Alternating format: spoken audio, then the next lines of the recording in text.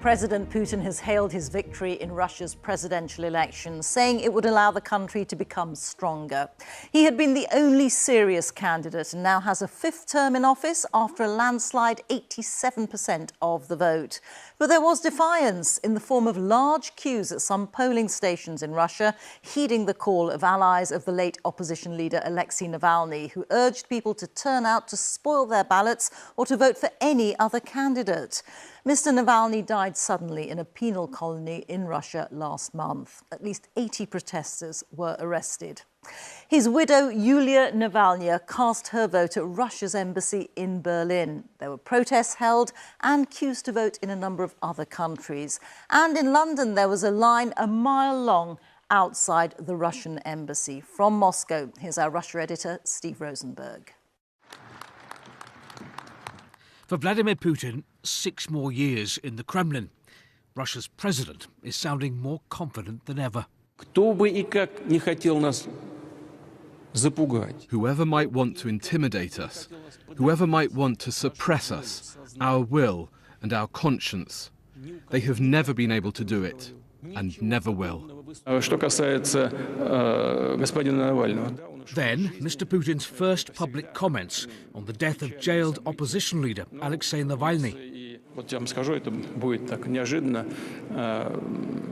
You may be surprised, but a few days before Mr. Navalny died, some colleagues of mine told me there was an idea to exchange him for certain people in prison in the West.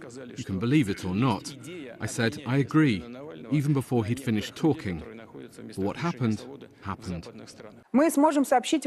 Election results on Russian TV, not a hold-your-breath moment. The winner, by a mile and a half, Vladimir Putin. What an incredible level of support and unity around the figure of Putin, he says, and a powerful signal to the West. But in this race, Vladimir Putin was, from the start, unbeatable. There were other candidates, but no serious challenger. Potential rivals here are swiftly removed from the political stage, forced into exile or put in jail. And elections tightly controlled by the Kremlin. But if they couldn't win, Mr. Putin's opponents could at least protest. And they did, in many parts of Russia. Opposition figures had called on Russians to flood polling stations at midday, to vote against Putin or spoil their ballots, a symbolic protest against the system. We were here. I've never seen queues like this before at a Russian polling station.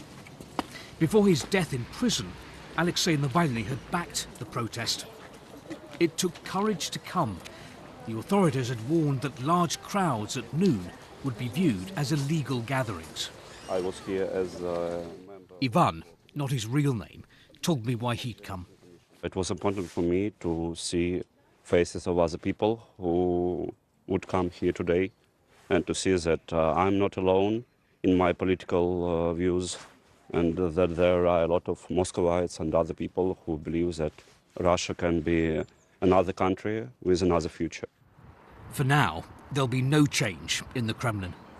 This election was never about would Vladimir Putin win or wouldn't he. Elections here are designed to ensure he wins, and wins big. From the outset, for the Kremlin, this vote was about creating the impression that Mr. Putin has a mandate from his people, not only for war in Ukraine, but also for what he's doing at home, transforming Russia into an increasingly militaristic society in confrontation with the West. But across town, Muscovites continued to pay tribute to Alexei Navalny, the man who'd wanted to be Russia's president. Here, a ballot paper, in place of Putin's name, Navalny's. And this message: he's the candidate we wanted. So, what can we expect from a fifth Putin term? I suspect more of the same. The direction of travel for Russia is pretty clear, and that means probably more repression at home and more confrontation with the West.